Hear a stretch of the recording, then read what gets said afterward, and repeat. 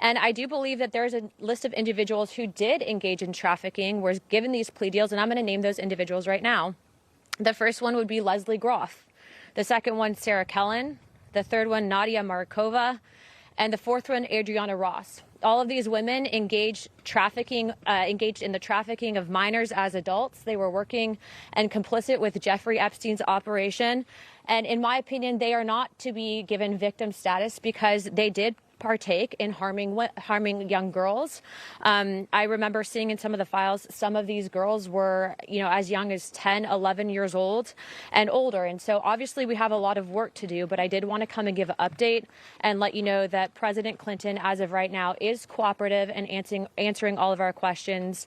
And that it leads me to believe that if we can remove the partisan nature of this investigation, we actually might be able to get justice. And so I will be calling on the Oversight Committee to bring in those 4 individuals that I just listed.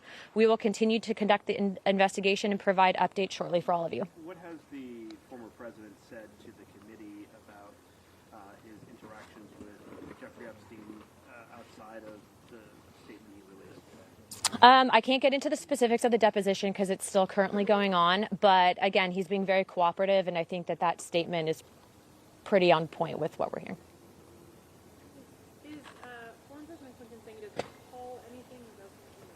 We will provide updates as soon as it's over. I don't want to violate the trust that we have right now in the depositions, but I do think that we are at least getting a little bit more of a clearer picture.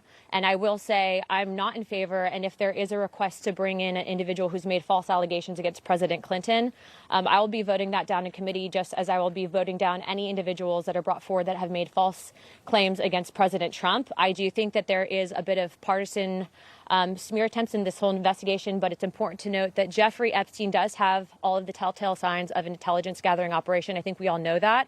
I do believe that because of the people in power and influence, specifically presidents, et cetera, that he was targeting, that there is an aspect of, foreign governments trying to pit some of us against each other using this topic. And so we're more focused on that, as well as bringing justice to the victims. And there is no justice when traffickers are given plea deals. And so we'll be following up on that as well.